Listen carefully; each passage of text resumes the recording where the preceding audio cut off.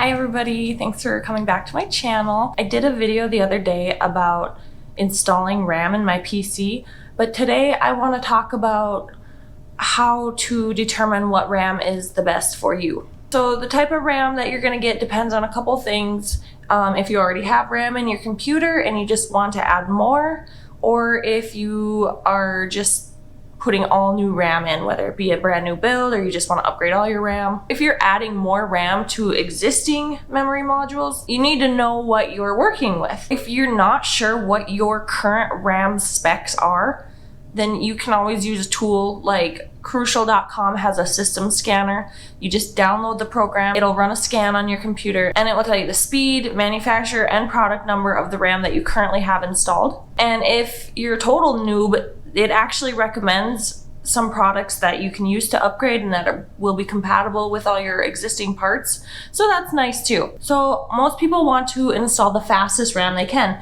but how do you know what speed you need? You need to know two things. You need to know the memory specs of your CPU and of your motherboard. You usually will have to look this stuff up online. Just go to the official website, Intel or AMD.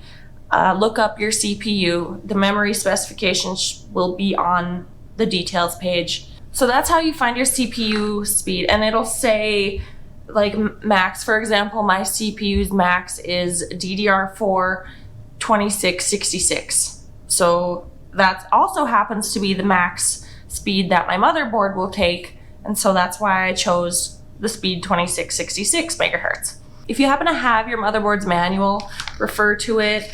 Right in the front, let's see, right in the introduction, it has the specs, and it'll say right in the little memory section, there's 4 DDR4 DIMM slots, supports DDR4, 2666, 2400, and 2133.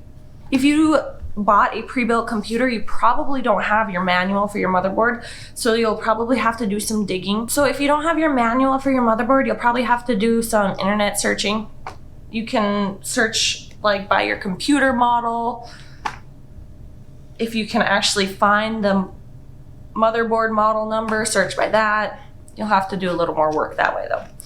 But that is how you find the fastest speed and make sure it's the fastest for both your CPU and your motherboard. Now, if you are adding RAM to existing RAM, I always say buy the exact same brand, the exact same model. That way everything is compatible, uniform. Uniformity ensures stability. For some reason you're not able to get the exact same type, then match them by a few things. First is generation, second is CAS latency, third is timings, and fourth is voltage.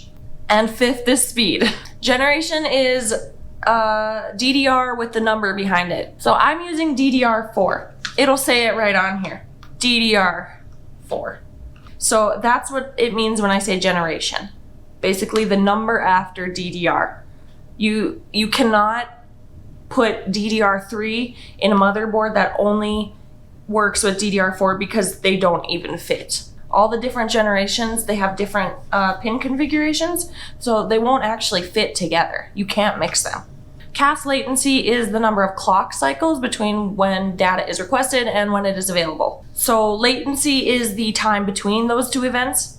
Basically, the lower the latency, the faster the RAM. So you want a low latency, but make sure that all your RAM sticks have the same latency. Timings are more measurements of clock cycles. So with timings, you'll usually see 4 numbers. The first number is the CAS latency, and then there's 3 other parameters, and then sometimes they even add a 5th parameter or will leave off the 4th parameter. So you'll see some sort of number, something like 17-18-18-36. It's basically measurements. It's other time measurements. I'm not going to get into the specifics of those right now.